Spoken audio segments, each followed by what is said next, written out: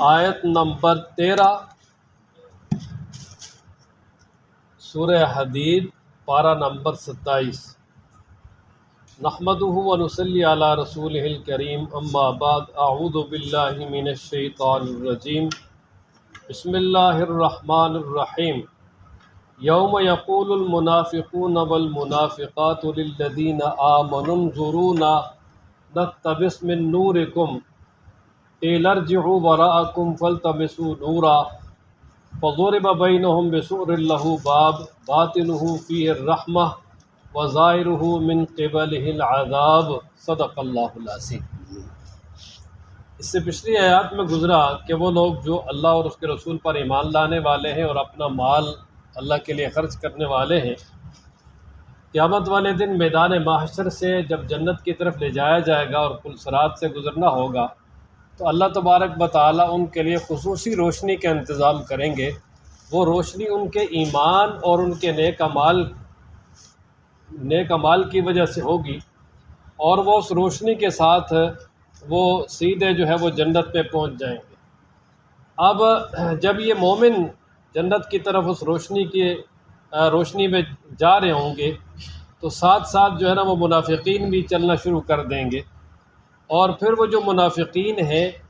جو ظاہری طور پر صرف دنیاوی مفادات کے لیے اسلام کا اقرار کرنے والے اور دل سے کافر تھے، بلکہ کفار کے جاسوس تھے جنہوں نے سب سے زیادہ اسلام کو نقصان پہنچایا، وہ ایمان والوں سے کہیں گے یار اب تھوڑا ہمارا انتظار کرو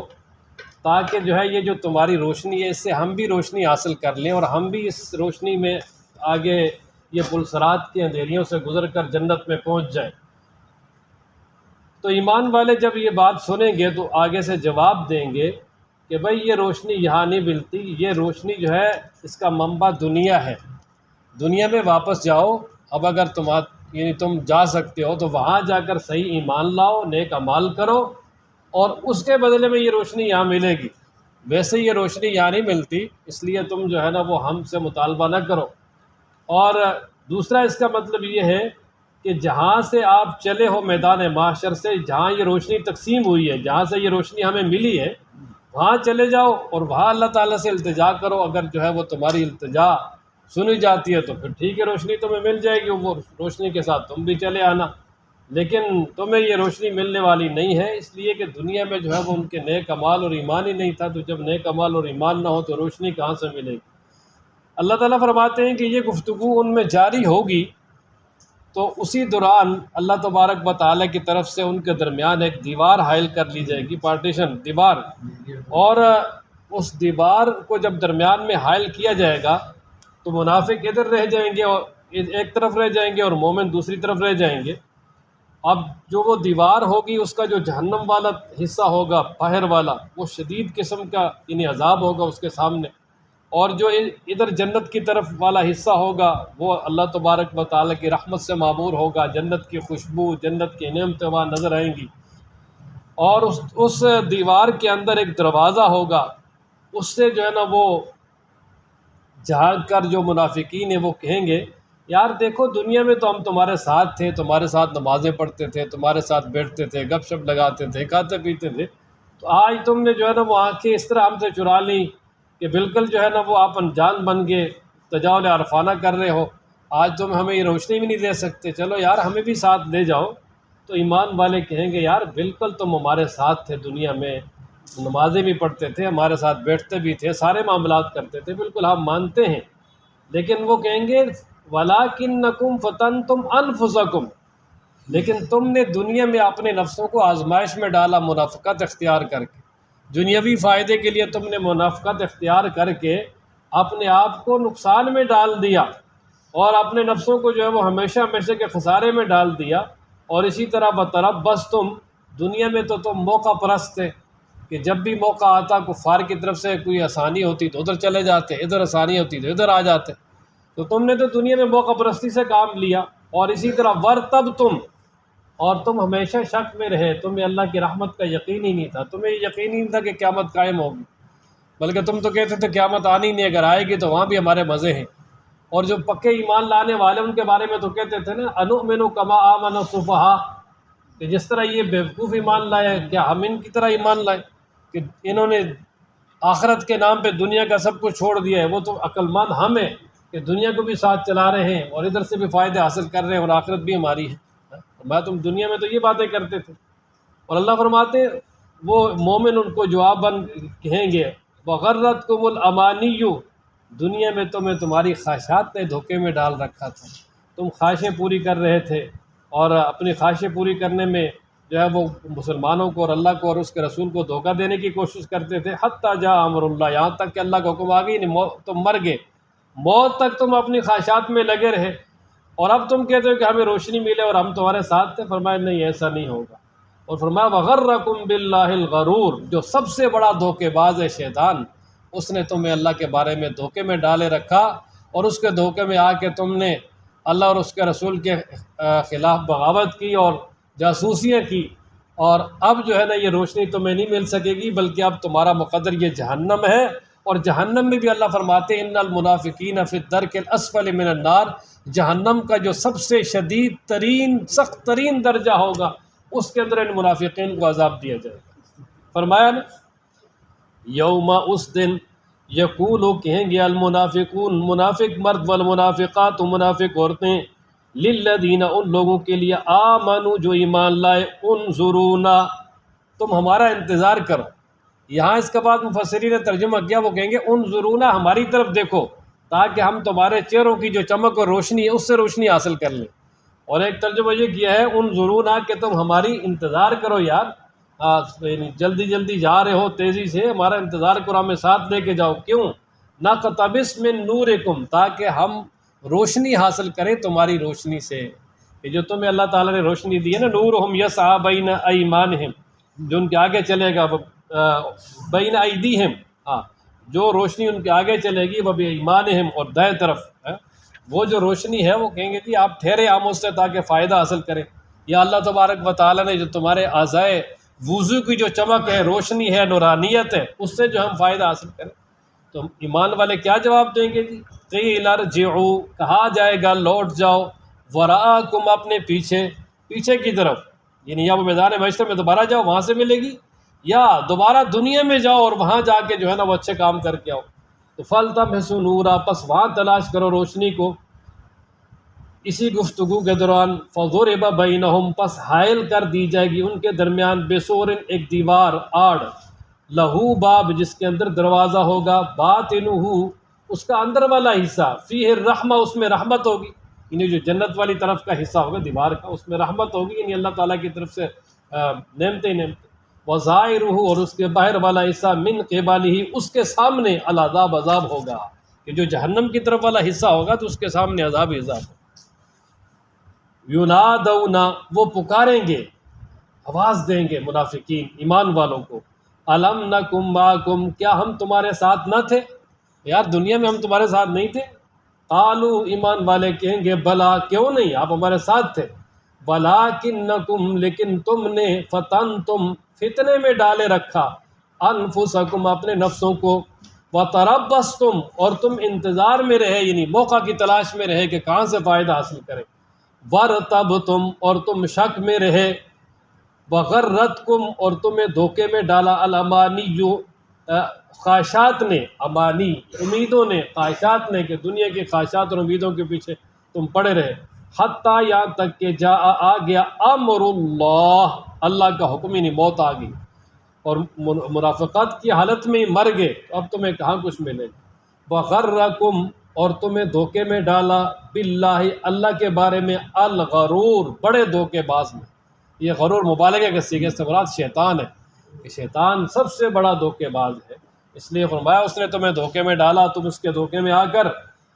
اس کے نرغے میں آ کر اللہ تبارک و تعالیٰ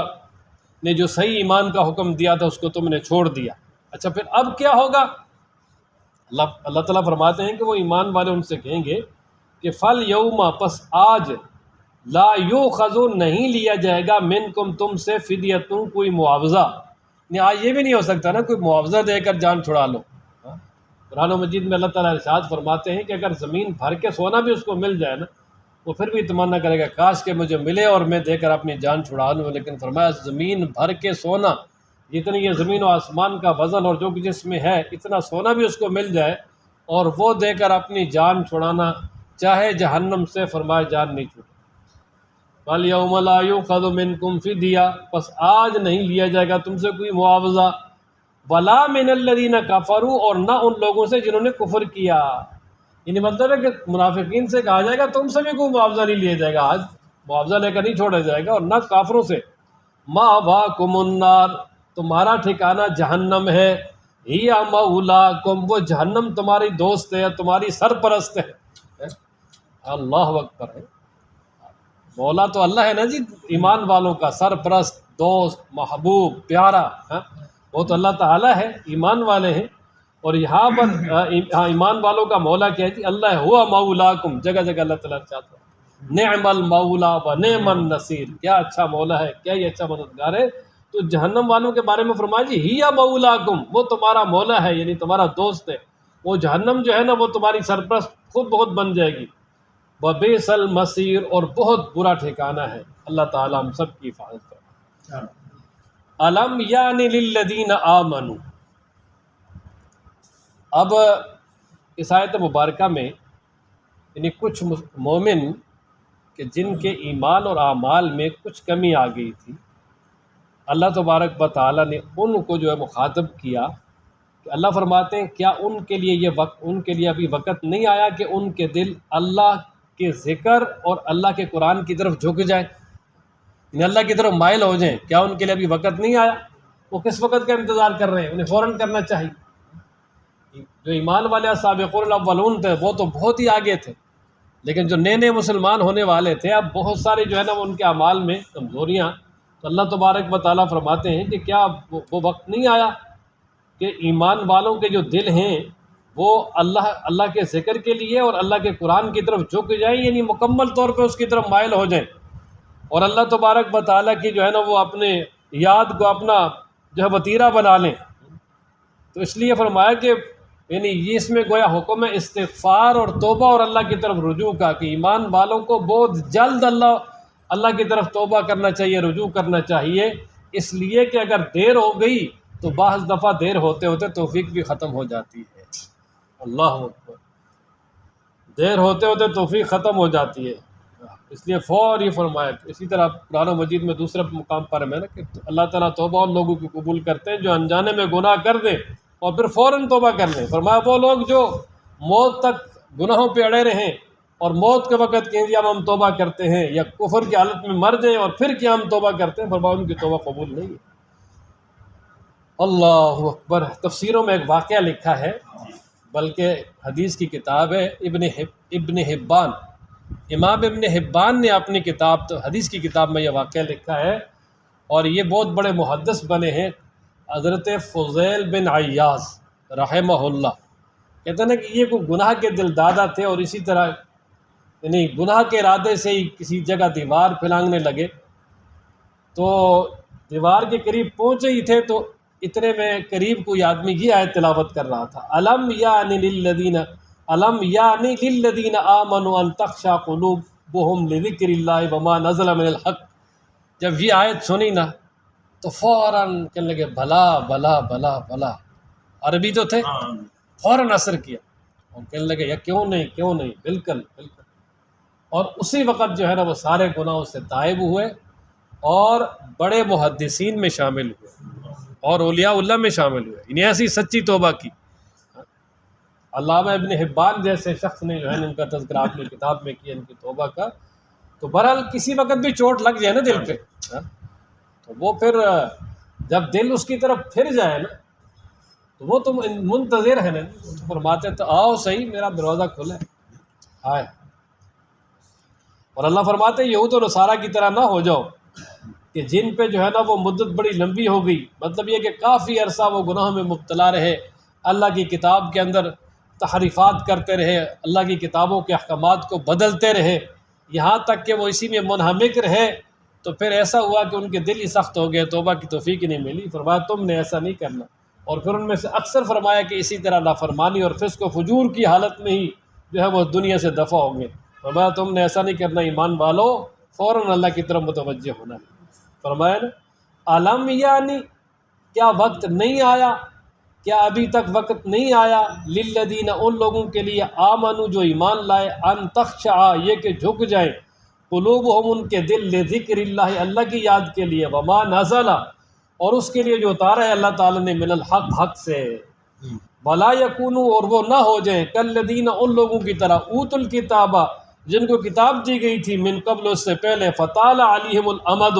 پس لمبی ہو گئی ان پر مدت فقست قلوبہم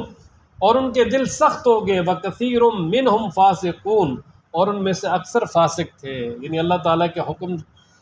سے نکلے ہوئے تھے، اللہ کے احکامات کے خلاف جو ہے نا وہ بغاوت کرنے والے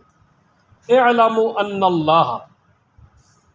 تو یہ ایک مثال دی اللہ تبارک و تعالیٰ نے کہ جس طرح ایک زمین ہے جب وہ بنجر ہو جاتی ہے تو اللہ تبارک و تعالیٰ اس پہ بارش برسا کر اس کو دوبارہ آباد کرتا ہے، اور اس میں جب بیج ڈالا جاتا ہے تو اس سے سینکڑوں جو ہے نا وہ ایک دانے سے دانے اگتے ہیں۔ تو اسی طرح جو آدمی اخلاص کے ساتھ ایمان کی حالت میں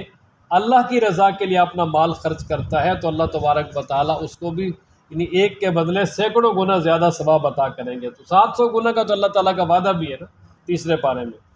اور ایک یہ ہے، اور دوسرا یہ بھی ہے کہ جس طرح اللہ تبارک و تعالیٰ اس بنجر زمین کو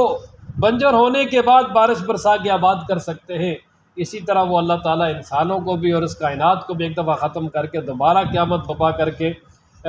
میدان معاشر میں انسانوں کو اکٹھا کر کے ان کا جو ہے نا وہ محاسبہ کر سکتے ہیں۔ اس لیے فرمایا کہ اس کی تیاری کرو اور اللہ نے جو دیا اس میں سے خرچ کرو۔ فرمایا اعلموا جان لو ان اللہ بے شک اللہ تعالیٰ یحیی الارض وہ زندہ کرتا ہے زمین کو بعد موت ہے اس کے مرنے کے بعد، یعنی بنجر ہونے کے بعد آباد کرتا ہے۔ قد بینا ہاں اللہ فرماتے ہیں کہ ہم نے کھول کھول کے بیان کر دی ہیں لکم تمہارے لیے الآیات آیتیں، کیوں لعلکم تاکہ تم تعقلون سمجھو، کہ رب ذوالجلال فرماتے ہیں کہ ہم نے اپنے قرآن کی آیتیں بڑے واضح انداز میں کھول کھول کے تمہارے سامنے بیان کی ہیں صرف اس لیے تاکہ تم ان کو سمجھو اور ان سے نصیحت حاصل کرو۔ اللہ تعالی ہم سب کو قرآن پڑھنے، سمجھنے، عمل کرنے کی توفیق عطا فرمائے۔